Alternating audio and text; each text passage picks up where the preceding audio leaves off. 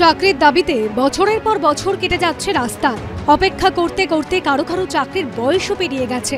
একদিকে বাংলায় যখন হাজার হাজার চাকরি প্রার্থীর এই করুণ ছবি, তখন পড়শি রাজ্য বিহারে চুক্তিভিত্তিক শিক্ষকদের সরকারি কর্মের মর্যাদা, সেই হারে বেতন এবং অন্যান্য সুযোগ সুবিধা দেওয়ার সিদ্ধান্ত নিল পড়শি রাজ্য বিহার।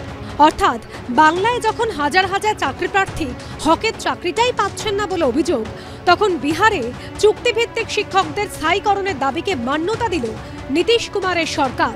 এই মুহূর্তে বিহারে ক্ষমতায় রয়েছে জেডিইউ, আরজেডি এবং কংগ্রেসের জোট। এই পড়শি রাজ্যে প্রায় 3.5 লক্ষ চুক্তিভিত্তিক শিক্ষক রয়েছেন। স্থায়ীকরণ, সরকারি কর্মীদের মতো মর্যাদা এবং সুযোগ সুবিধা দেওয়ার দাবিতে দীর্ঘদিন ধরে আন্দোলন চালিয়ে যাচ্ছিলেন চাকরি প্রার্থীরা। বিহার সরকার নতুন করে শিক্ষক নিয়োগের সিদ্ধান্ত নেওয়ায় আন্দোলনে নামেন চুক্তিভিত্তিক শিক্ষকরা।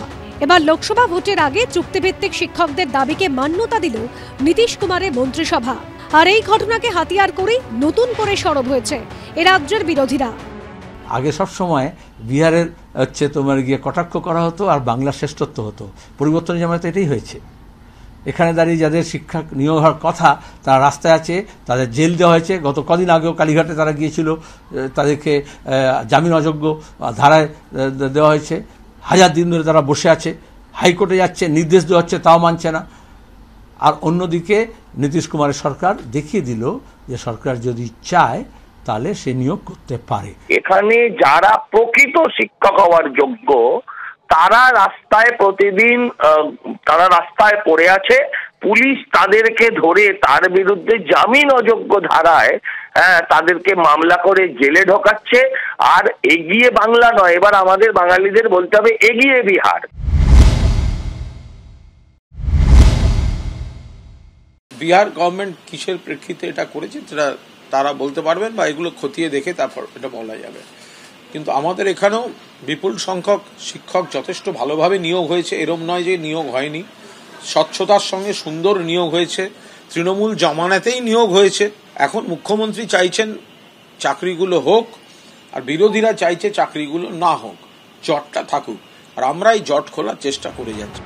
বিহার সরকারের বিজ্ঞপ্তিতে বলা হয়েছে চুক্তি ভিত্তিক শিক্ষকদের কম্পিটেন্সি এক্সামিনেশন হবে। সেই পরীক্ষায় উত্তীর্ণ হলে তবেই সরকারি কর্মীর মর্যাদা মিলবে। তবে ততদিন পর্যন্ত আগের হারেই বেতন পাবেন সকলে।